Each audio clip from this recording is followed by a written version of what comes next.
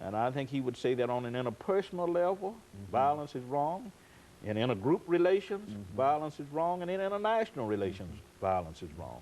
You can't create a culture of life and a culture of peace through violence and human destruction. I think that would be his message.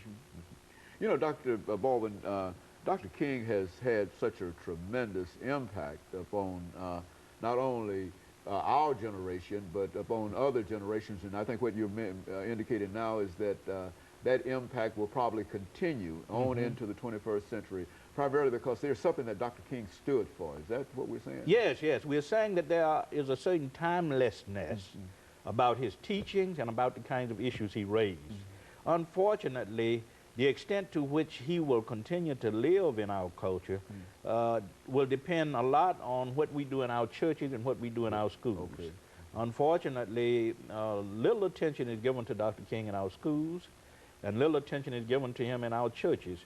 We wait until the third Monday in January of each year to celebrate him, when I think we should be talking about him throughout the year. Because the principles he raised, or the issues he dealt with, what we should be about today in terms of making the quality of life better for people generally. Not just for the rich, not just for those who have means and who have resources, but especially for what Dr. King called the least of these. And he constantly talked about the least of these. Well, I think you mentioned the celebration of the national holiday. What can you say in reference to that celebration? Do you think that that there's been a lull in reference to what has to be done, and that there ought to be a greater interest in this as a national holiday? I mean, how do you see that? I think it needs to be, we should not see it as simply a day off work, a day to have picnics, whatever you want, that kind of celebration.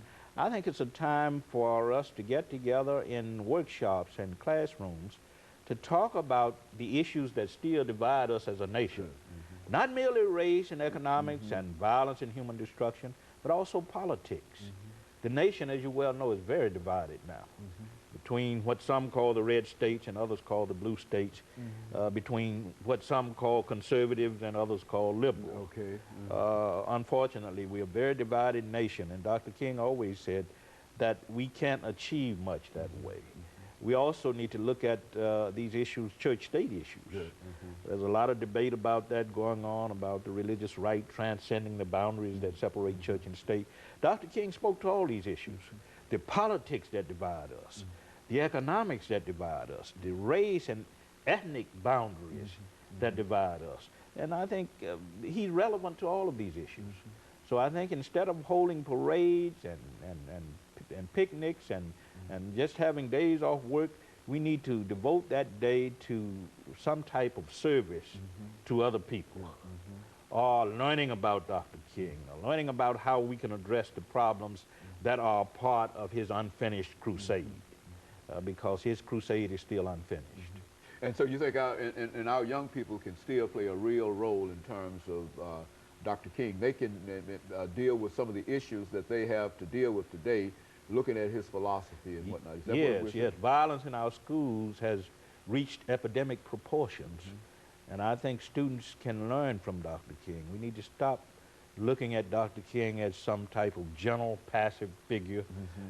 He was a radical. Who had a dream, as you said, and I think that's what most people believe. Yeah, he was a radical. He was a revolutionary for his times, and he's revolutionary for these times, because he was trying to show us a better and a different way of how to relate, how to say no to violence, how to say no to economic injustice, how to say no to racial injustice, how to say no to religious bigotry and intolerance, all of these problems.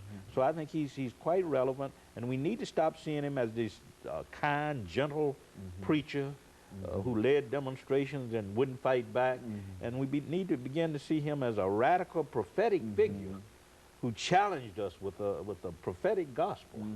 And I think we put him in the proper perspective when we do that. But would it be correct to say, Dr. Baldwin, over the last minute that we have, that he was really assassinated, killed, because of his dream rather than anything else? Exactly. What he saw as the possibilities of what could happen, people believe that he ought to be killed because of that. Yeah, Is because he was a threat. Had he been this kind, gentle, harmless figure that a lot of us like to project, then there would have been no need for him to be assassinated. He was assassinated because he was talking about a radical change, radical changes in the society.